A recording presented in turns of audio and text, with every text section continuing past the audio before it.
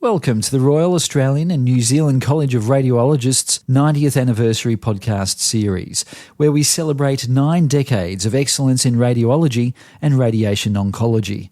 In this special series, we honour the remarkable careers, achievements and contributions of our members who have shaped our college and the profession. Today we're delighted to feature Dr George Foote, a highly respected radiologist with a distinguished career in diagnostic and interventional radiology. With a career spanning several decades, Dr Foote has been at the forefront of medical imaging innovation in New Zealand. Dr Foote's journey began at the Otago University School of Medicine, where he graduated in 1965. He went on to gain his radiology certification in 1972, and in 1984 co-founded the first private CT Radiology Clinic in New Zealand. His expertise in oncology imaging, chest and abdominal imaging, scintigraphy and bone densitometry has made him a leading figure in the field. In addition to his clinical achievements, Dr Foote has made substantial contributions to RANZCR through his various volunteering roles. He's been actively involved in the college's governance and strategic initiatives, helping to shape the future of radiology and radiation oncology. His dedication to the profession and his commitment to excellence have earned him the respect and admiration of his peers. In this episode, Dr Foote shares the highlights of his illustrious career and the achievements he's most proud of. This promises to be an inspiring and informative look at the impact of radiology on patient care and medical innovation. We hope you enjoy listening to this episode. Why did you choose a career in radiology?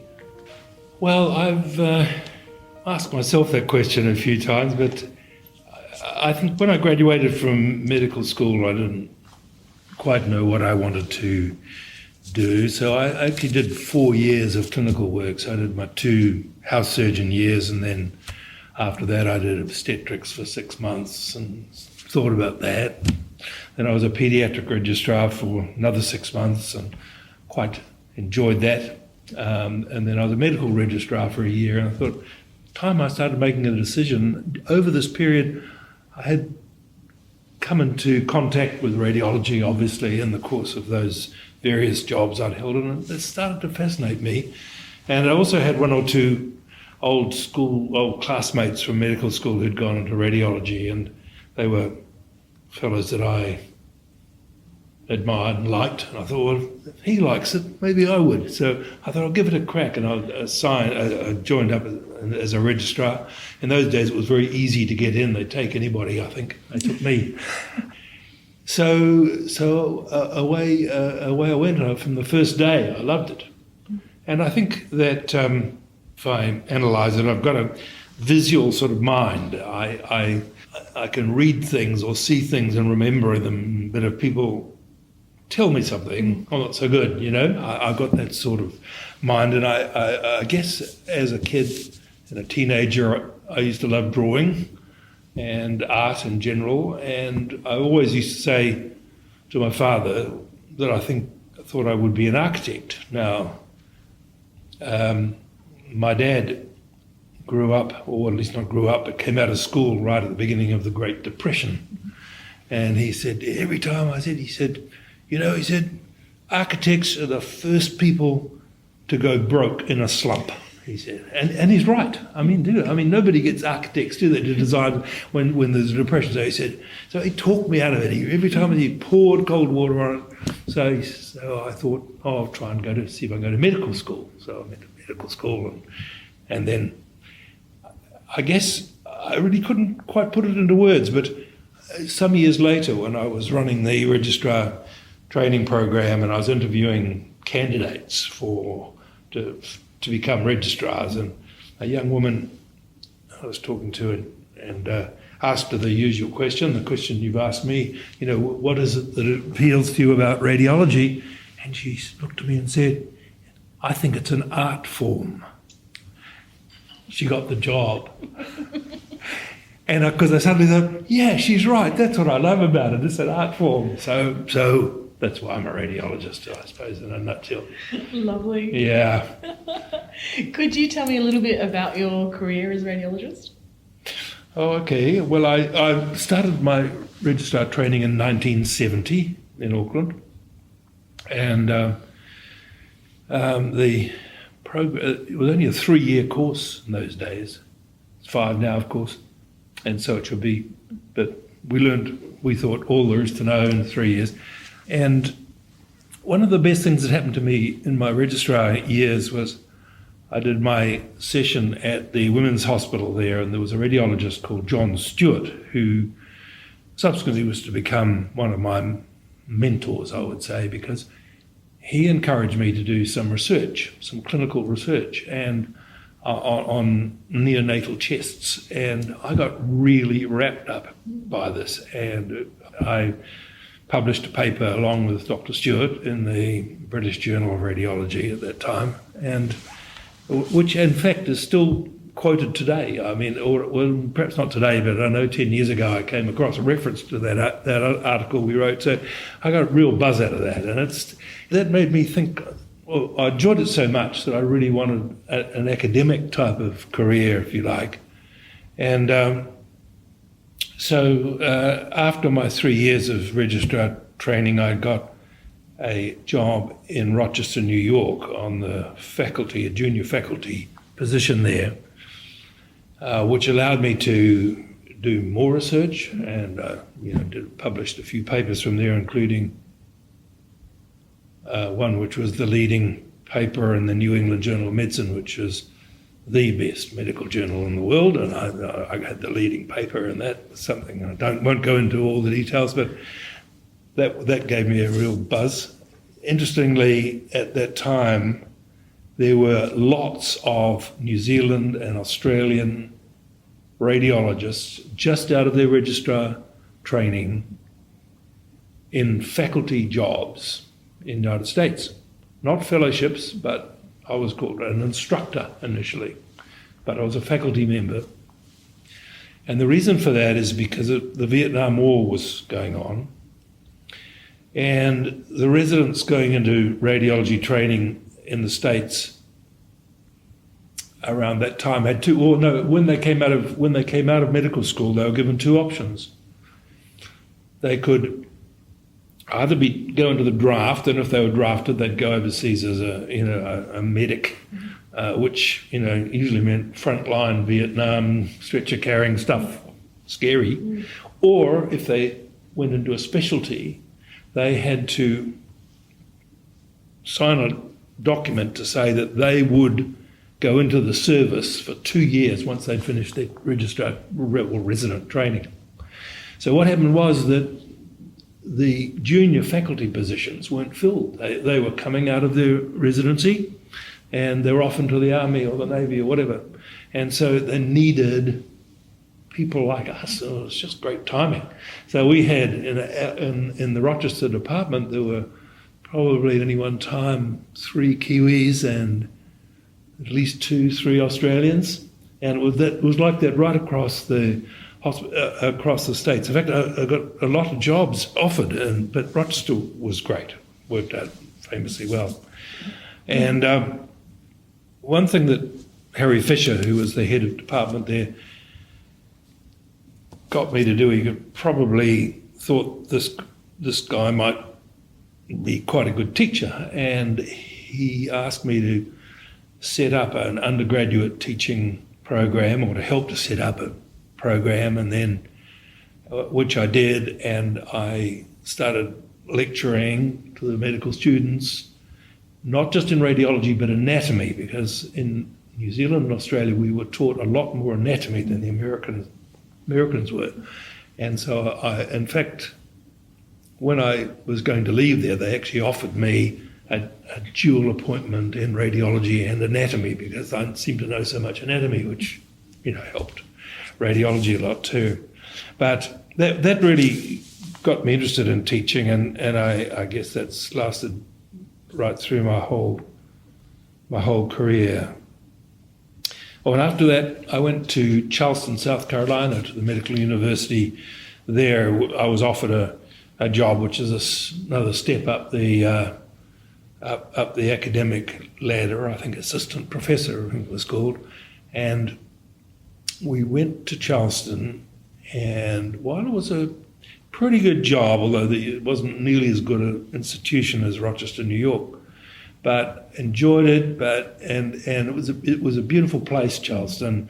But my wife and I both felt we didn't really like living in the South. We didn't like the attitudes, still very strong racial attitudes, and very well. We're seeing it at the moment with the Trump election. You know, they were very right wing and very religious. And when I went for my interview to get my state registration, the elderly doctor who was doing the interviews, who looked like Colonel Sanders, he said, I went out to see him, and I had all my papers and all my stuff with me and prepared to answer all sorts of curly questions. And he sat back and said, doctor, just like to know what church do you belong to? So I gulped 3 times and said, C of E, and which was the truth, I suppose. But he said, it's the Episcopalian church here, and where are you living, doctor? I said, we're living in Mount Pleasant. Oh, he said, I know the pastor from the church there. I'll phone him and tell him you're in town. I said, well, that's very kind of you, thank. And he said, well, thank you. Okay, doctor, that was the interview over. So I was registered. So anyway, how did I get onto that? I didn't have that in my notes. But it's a story. Anyway, so we had reservations about Charleston, and it so happened that at that time they founded a chair in radiology in Auckland. One of the banks gave the money to establish a chair of radiology, and they appointed Colin Alexander, who was a senior radiologist there and really highly respected and a very, very bright guy, perfect choice for the job. And he then put pressure on me to come back as his senior lecturer. So I thought, that's just too, that sounds great. So, and we were missing home, grandkids had grandparents and all that. So we, after 6 months in Charleston, we went back to New Zealand. No hard feelings, they were fine. And then I joined Colin Alexander, and we set up the academic unit, as it was in those days, and particularly the putting together an undergraduate program, which we then linked in with the clinical disciplines and anatomy as well. Did a lot of that, so I was very involved with that and enjoyed that hugely, and enjoyed lecturing and enjoyed teaching students. It was something I really loved. And also we revved up our registrar training program, and within a few years it was certainly the largest program. We had, I think, high 20s of registrars in the program. This was in the late 70s. And we think it was the best program as well. Everybody passed every exam they sat. We hardly had a failure. It was great. And then we started to get competition for the places. Became very popular. So that was good. So I ran that program, registrar training program, for a bit more than 20 years. And then, but after about 9 years, Colin Alexander retired from his professorship and made an emeritus professor. And I had a lot of pressure from him and the dean to take over as professor. And I agonised about it, but I decided I didn't want that job at that stage of my life anyway. I think that basically, I think what put me off more than anything else was that there was quite a lot of politics involved, a lot of faculty meetings, a lot of committees. It's just not me. Yeah. Don't like that. So I thought, I'll have to do something else. And I thought of going back to America. I was still getting job offers from the States. I had a very good one. Anyway, at that time in Auckland, they only had one CT scanner for the whole of Auckland. And the waiting list of months, for important things. And so a colleague of mine, John Wilson, and I decided, well, if the hospital aren't going to put another one in, why don't you and I buy one? And we'll get a building, we'll put it in, and we'll run the CT, which was pretty brave and actually pretty scary because they were expensive. I think we paid $1.4 million. This is in 1983. And the interest rates were 18%. And we had 18 months of 2 years of being deeply in the red and nearly went broke. But because we didn't have private insurance either, they didn't cover it, and so. But we got a couple of contracts with smaller hospitals, and that helped us get going. So after about 2 or 3 years, we were doing fine, and it was good. Did you then continue in private practice? Yes, or I did. Did you consider yourself to be a private practitioner? Oh, no, well, we were only, because there were two of us, we both worked in the hospital half-time, Auckland Hospital half-time, and the CT. So one of us was at the hospital, the other one was in the practice. So that worked out pretty well. In fact, the system in Auckland has always been, well, almost always, that people are not either in private or in public, but that they have a combination of both. And certainly all of the partners in my subsequent practice and so on, they've all worked under that model until they get older and they can retire. Like when I was 60, I retired from my hospital position and worked full-time in private then. But that's the way we used to do it. So anyway, but after 4 years, when our CT practice was humming along quite well, we were approached by another group of a few radiologists who had a small radiology practice in the centre of town, which only had X-rays and ultrasound, and they didn't have CT. I said, why don't we get together? So we did, and we formed the Auckland Radiology Group, and that was in 1988, and that then grew progressively over the years until now. It is the biggest radiologist-owned private practice in New Zealand, and we were fighting off the firms, wanting to buy us, fighting them off at the door. I mean, literally.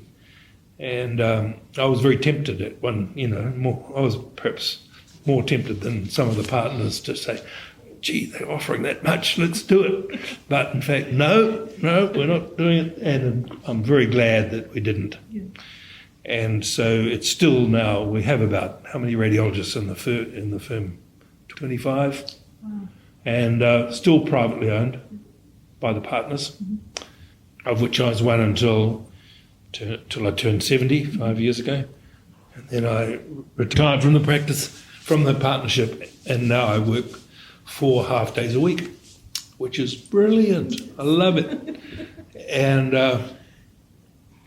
one thing that's enabled me to do this is the digital revolution. I've given up doing procedures because, as you see, I'm a little bit disabled. And so I just go along and sit in front of the screen for 4 hours and report 50 cases and of all manner of things, and then that's it. I go. I don't have to worry about going to partners' meetings and anything. And I love it. You still get your buzz on? Yeah. and they keep saying every year, hope you're coming back next year. And I say, well, as long as I can still do it, I don't have any complaints about me, I'll still do it. So I'm going to. Fabulous. Wow, yeah. What a wonderful career. Well, it's brilliant. And I still teach. Yes. So I teach the registrars. They come to me. I used to teach them in the hospital, but when I retired from there, when I turned 60, so 15 years ago, I said, look, guys, it's hard for me to get in. I can't even get a car park here now. I don't have a swiper or anything, and I've got the public car park, and that's full. So anyway, I said, why don't you come, we'd like to come to me of an evening. And so every Wednesday, 5:15, there's a whole bunch of registrars arrive, and I'll teach them for an hour.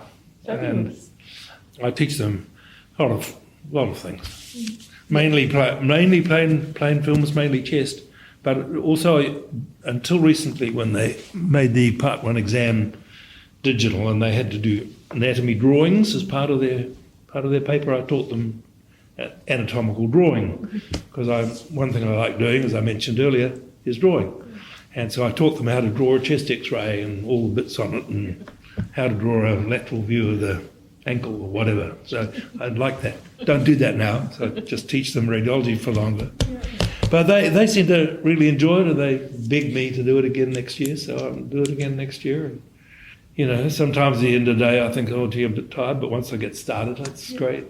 Because they're so smart, these kids. So over the years, how has equipment and technology in radiology developed during your career? Well, gosh, when I started as a registrar, we had plain x-rays. We had used a lot of barium, both ends, and we did some angiograms, including direct stick angiograms in the carotid arteries, which, when I think about it now, give me the heebie-jeebies. And a little bit of other angiography and things like IVUs and so on, IVPs we used to call them. So there wasn't much to it. Then suddenly things started to happen. And I remember when I went to Rochester, and I'd only been there a little while, and I saw my first ultrasound scan. And it was, someone came and said, guess what this is? And this was a sort of oval black space with a curved white shadow at the bottom of it. And I said, no, what's that? That's an ultrasound. That is a gallstone. I said, really? You know, and I thought, wow, you know, because we had to do cholecystograms and things like that, which oral cholecystograms look at the gallbladder. And that really, I thought, this is great, but, you know, it'll be good for gallstones. I wonder what else could be used for, you know. But so that was the first ultrasound, and then it wasn't long after that. It must have been 1973 or 4, when one of the professors from the department had gone to the Hammersmith Hospital in London to do on sabbatical. And while he was there, they did the first CT scan with the old EMI scanner.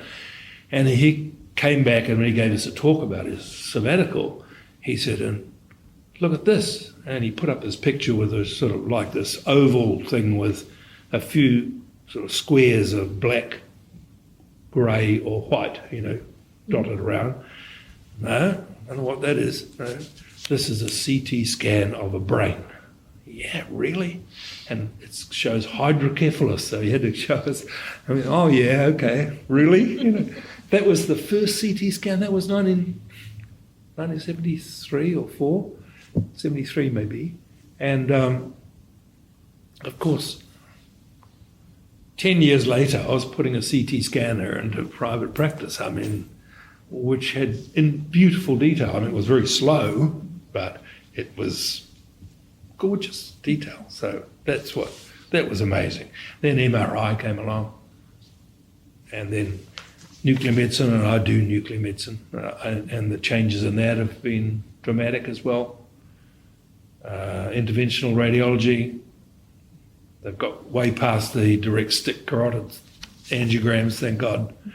I still do most of these things because I grew up with them. I learnt them and started off as a general radiologist, so I had to learn all the general radiology of ultrasound and of CT and to some extent MRI, although basically I only do some relatively simple MRI, knees and back, spines and things like that, and a few other bits. But these days most people define themselves by the clinical area they work in, either musculoskeletal or renal, you know, or GI or whatever. But or chest, in those days he did everything. And so I've still retained a general interest, so that I do all these different things even today. Although, you know, chest would probably be my number one interest. But I haven't done any interventional radiology for a long time now. Okay, so over the years you've also been involved in the college, including the Australasian Radiology Editorial Board and more recently a member of the Abdominal Radiology Group. Do you have any memories of sitting on these committees that you'd like to share your involvement in? I certainly enjoyed my involvement with the editorial board of Australasian Radiology, and I like writing papers, and I'm all the radiologists will tell you that I'm a bit of a pedant when it comes to the English language and wording of reports and so on. So I really enjoyed editing articles that were sent in and critiquing them and so forth, and going to the board meetings once a year, I suppose. Mick Sage, I have great respect for Mick Sage. He's a fabulous man. And at one stage when the editor's job came up, I thought of applying, putting my hand up for it, but I thought it would be probably a bit difficult to do from New Zealand, although I may have been wrong. I mean, Mick did it from South Australia, but anyway, I didn't. I was busy enough and a few other things. Did you enjoy your time working with? Editorial, absolutely. Apart from that, I didn't really get involved in college affairs and the committees, even the branch, New Zealand branch. I've never held a position on that. And actually, I was approached at one point to be nominated for president of the college, and I turned it down. I think I regret that. Would have been, but I guess I haven't been on, because as I told you when I was offered the professorship, I'm not a political animal, and I don't like meetings. I don't like getting into discussions with the governmental agencies and for funding and all that. It just doesn't interest me, and so I haven't really done much for the college except the editorial board. I guess. What else would I do? I was chairman of the organising committee for the 1988 college meeting in Auckland, which was fun. It was a lot of work because I think we might have been the first meeting to get a conference organiser. Prior to that, it was always done by you get people around you, and you look after the social functions, and you look after this and that. We did get a conference organiser, but it was it was just a single guy. He didn't, and basically organised it. He was just getting into this business, so there was a heck of a lot for me to do. But it was a very successful meeting. It was a huge lot of fun, and I liked that. I've been to the Rouse lunch today because I was a Rouse fellow in 1988. And I went to Melbourne, Hobart, Adelaide, and then the meeting, the college meeting in Perth. And I really enjoyed that. And I gave a few talks. And I was actually thinking about it last night, what the talks were that I gave, and it sort of illustrated to me, how diverse my interests were, and also how they had to be, because we were general radiologists, and also how some of the things that I talked about and was a bit of an expert on are now obsolete. Mm-hmm. And one thing I introduced in New Zealand was knee arthrography, and putting needles into knee and taking pictures of the cartilages inside. This is before MRI, and it was a big deal. And I did 7,000 knee arthrograms, and it ruined my back because it's very physical. And I stuffed my back up so much I had to have a spinal fusion. It was directly because of all the knee arthrograms I did. And so I talked about that. That's obsolete. I also was an expert, the only person I think in Auckland anyway, who did lymphangiograms, and you probably don't know what a lymphangiograph is. It was a very particular thing where you put a needle into a lymphatic vessel in the foot and you put some oily contrast in, and it came up into the glands and then used to stage various cancers and so forth. And I was good at those, so I talked about lymphangiograms, and that is obsolete, thank goodness, because when my vision started to go, as it does when you get older, I found it harder and harder. It's an incredibly fine little job to do. But the other two, what did I talk about? I talked about pleural fluid, and pleural fluid's still important, so that's fine. The other thing I talked about then was one of my side interests, which was forensic radiology, and that kind of might lead me into the next question, which was...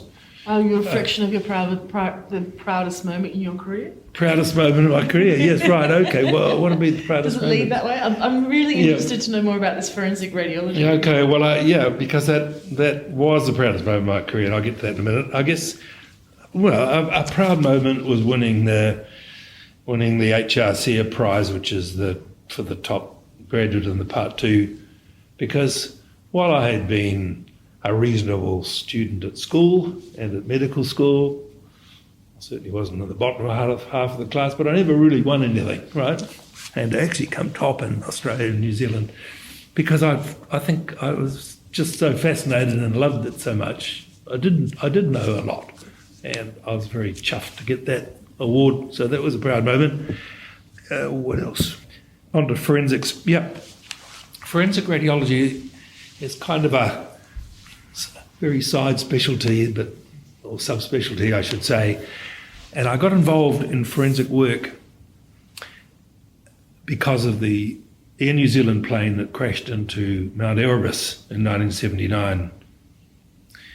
And they sent down a recovery team and brought back all these mutilated bodies. And they set about trying to identify them, which was not an easy task. And at the end of the day, they had, after going through the usual dental records and all those things, they still had 11 reasonably intact bodies. They didn't know who they were. And they had a certain number of people who hadn't been identified at all. And so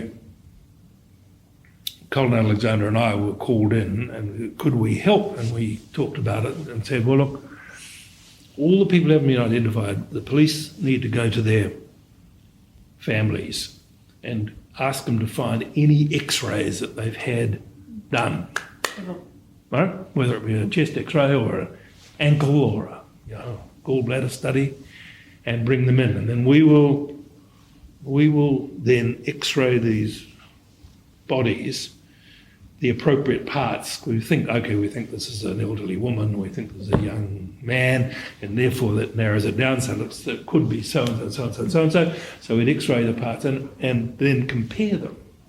And not just looking for, obviously if they'd had a previous fracture of an ankle, it was quite easy.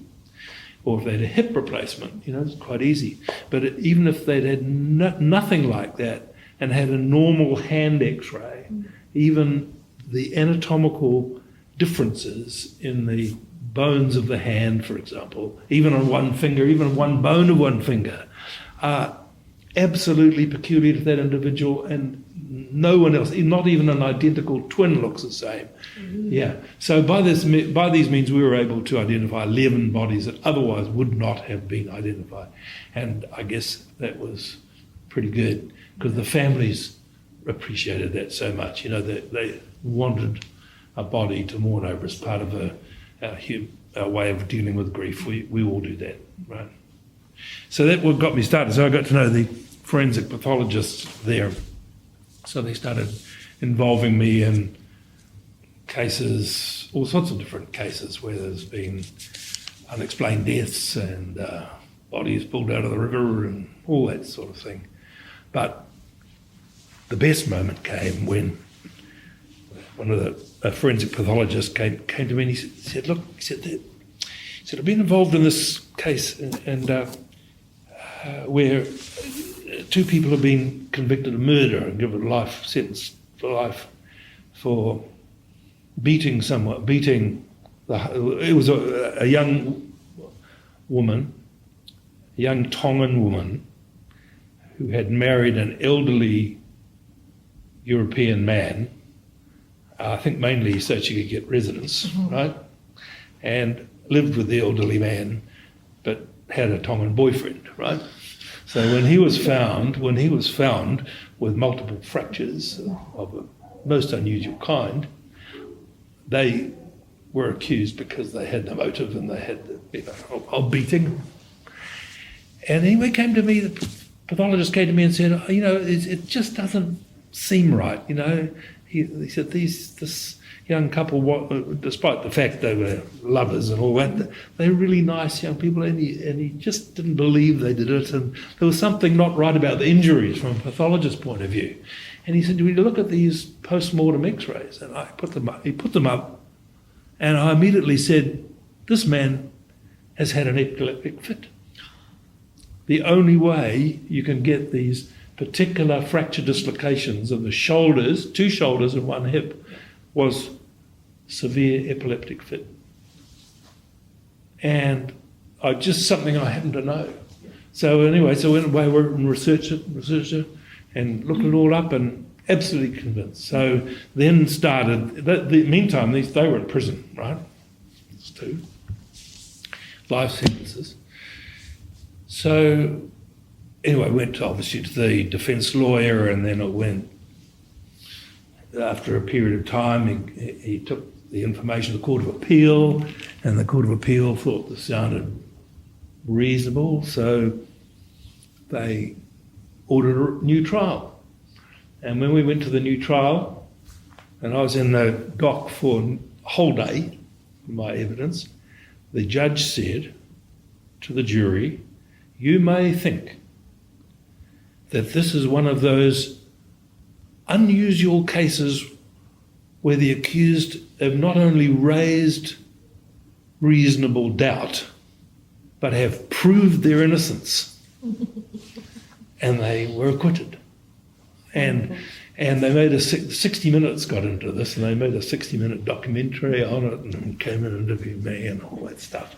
So I had a real buzz about that. They were innocent. Yeah. Innocent of killing him anyway. Yeah. And they disappeared into the sunset with their baby. And that's the proudest moment I've had. Yeah. Absolutely. How about beat that? Yeah, that's pretty good. Yeah, I think so. So yeah, I guess that answers that question. Yeah. As an industry mentor, do you have any advice for upcoming radiologists? Well, yeah, only what this is what I drive into the registrars that I teach on a weekly basis, is that they must get good at reading plain films. They all get really good at MRIs and CTs and so on. But I think the mark of a good radiologist is his ability to look at plain X-rays of a chest or a hip or whatever and make the diagnosis from that. Okay. Or certainly not to miss the finding, number one, or when they do see something abnormal, to misinterpret it. And I see too much that, okay, there's a chest X-ray, there's a shadow on it. Do a CT, Whereas in fact, most of the time, by just looking at plain films, you can work out what the problem is, and they don't need a CT. So I think that's the number one bit of advice I would give and do give, is that they've got to get good at plain films. It'll come naturally. The MRIs and the CTs and the PETs and things will come naturally, but that's what they've got to concentrate on. And I think all the examiners of the college would agree with me when they present themselves their Part 2 exams. The ones that fail don't fail because they didn't see, something or other fancy on an MRI, but because they couldn't look at a chest X-ray, or they couldn't look at a bone, something on a bone lesion or a arthritis in the hands or whatever, and get it right. That's why they fail. And so that's my number one. The number two, and it's a little bit more general, and I suppose I think it's a shame that we don't have a culture of academic radiology, and in particular research in Australia and New Zealand. Because the specialty has grown like a mushroom, I guess that means that people are too busy doing the clinical work, but it also provides opportunity for so much good research to be done. And I think that's a pity that the research units aren't funded in the major centres attached to the medical schools or the top hospitals, and that young, bright radiologists who would become very good researchers would do a PhD and go on and become academic radiologists and encourage other similar-minded young ones. They're out there, some of these kids. I see them coming through, and I think that guy is very, very smart, and maybe he's a bit lacking in, he's perhaps not so good at dealing with people and so on. He'd be perfect because they're so smart, and so that's what I'd like to see happen. More research. More research. Fabulous. Those would be my 2 comments, I think. In your opinion, how can the college draw on the knowledge of our established members and engage their association with the college? Well, obviously those that are so inclined to be more involved in college affairs, people not like me particularly, but there are lots of them out there. Yeah. And while they're trying to run a busy practice and so forth, it's probably hard for them to do that. But I would suggest that as they start to, tail off, like I'm doing now, working part-time, would be an ideal for them to do, just keep on, contributing to the college. And they should be putting their hand up to get onto these college committees, either at a branch level or at the Australian or New Zealand level. And because retirement, being semi-retired, unfortunately I do my 4 half days and that keeps me active, but retirement for a lot of people, they don't know what to do with themselves. I think it'd be perfect to tap into that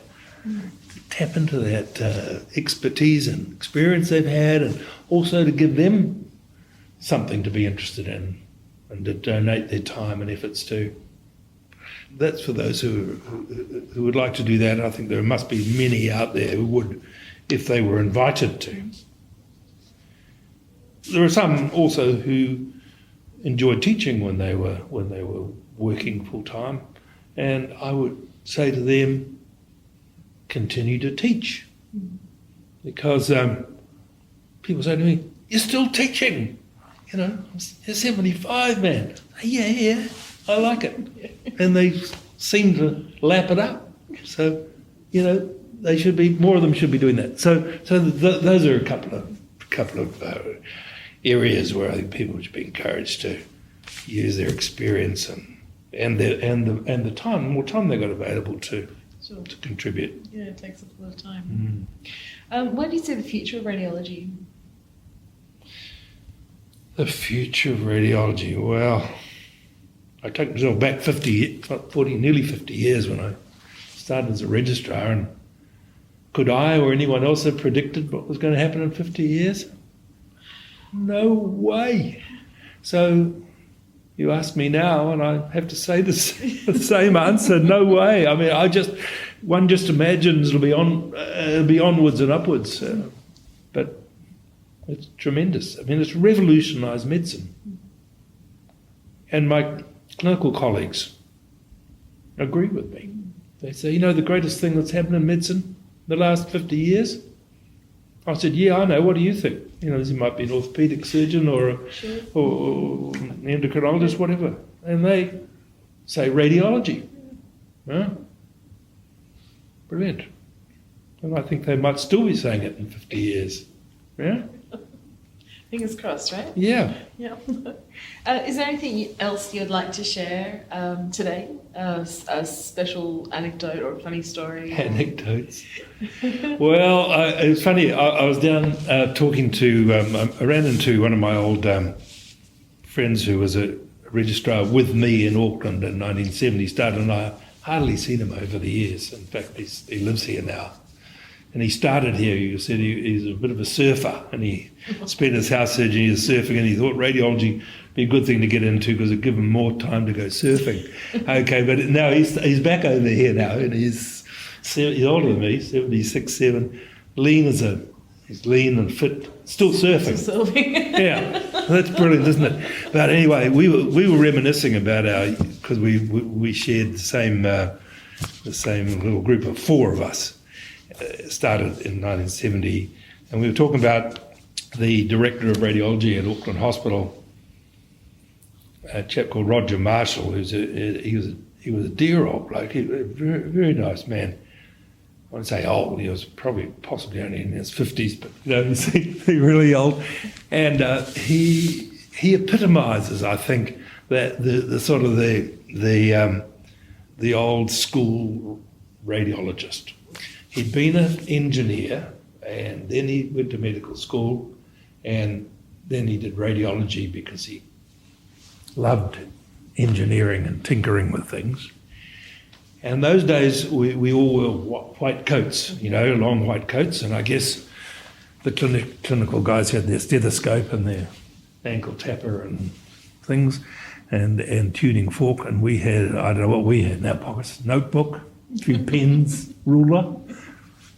And Roger Marshall had all his pockets filled with spanners and screwdrivers, because whenever the X-ray machine broke down, which they did regularly, something would break down, they wouldn't call for the engineers, wouldn't know whether we had any.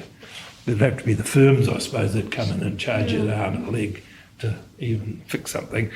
Send for Dr. Marshall. So Dr. Marshall would come down and he would spend the rest of the day taking an X-ray machine to pieces and fixing it. And he was great. He was great to do that. He'd set up the old department at Auckland. He'd set it up and he had live wires carrying high current running right across the roof of the room. That if you touched them, you'd be electric. I mean, he was classic. But at the same time as he was wonderful at fixing the machines, he was a terrible radiologist. And Colin McLeod, who's the chap I ran into today, the surfer, he and I sat together in our first week in radiology. We had to go and sit on the elbows of the radiologists while they did their reporting. And we went in and Roger Marshall was there, and there was a stack of films about this high, a couple of, huge stack of films. Well, he had his dictaphone in one hand, and he was tossing the films up in the other hand. Well, the films hardly touched the top of the view box before he dictated them, and they were down again, right? And then that packet, and being sort of a ingenuous young, and I said to him, Dr. Marshall, aren't you worried that if you report the films so quickly that you might miss something? He said, when you've missed as many things in your life as I have, boy, it doesn't matter if you miss a few more. Classic. Classic. So that was the old school radiology. Oh, the other thing that we reminisced about was in our first year that they were installing image intensifiers. Now, prior to image intensifiers, you had a fluoroscopic screen. Okay, so the patient was down there. It was just a fluoroscopic room that glowed, and so someone would stand in front of it and they'd drink the barium, and you'd see it down glowing in this glowing image. And then they'd put on an image intensifier that translated it onto a TV screen, or initially a mirror that you looked at. But to use fluoroscopy, you had to do a dark adapt, because you had to get your eyes used to being in the dark so you could see the fluoro. Yeah. And so they had these big red goggles, and they were red. They were dark red. Now, there were a couple of older radiologists who used to drive to work with their red goggles on, and you'd see them, and you could hardly see through the bloody things. and there was one for an old radiologist, drove a big Jaguar, and his Jaguar would drive into the hospital, and here was this man sitting there with these great big red goggles on, and he'd sort of get out of the car, fumble his way across to the department. He could tell a radiologist. Anyway, and that meant that as soon as he got to work, he could go in and start screening. He didn't have to sit around for half an hour, because you couldn't do anything else while you had the red goggles on. You couldn't see through them anyway. So that was quite funny. And I just caught up, reminisced about that with him. Yeah, that was dark adapting in the old days. Yeah. So that's a couple of old-timer stories. Lovely, love them. Well, Dr. Foote, this concludes our interview today. So thank you so much for your time. The stories and the memories you've shared will just be such an inspiration for the upcoming radiologists and radiation oncologists and our archive. So thank you so much for your time. I've really enjoyed myself. And yeah, I hope you enjoy the rest of your ASM. Yeah, I certainly will. It's been very good, and thank you for inviting me. I feel privileged to have been invited, and reminiscing. And it's also made me sit back and think about all the years that's gone by in my career. I might even type something out when I get home, so my grandchildren will see it one day. Fabulous. Now I've done this. Thank you for joining us in this episode of the 90th Anniversary Podcast series by RANZCR. Stay tuned for more episodes featuring the remarkable stories of our members. You can find more information and updates about our 90th Anniversary celebrations on our website and social media channels. Until next time, thank you for listening and being a part of this milestone celebration.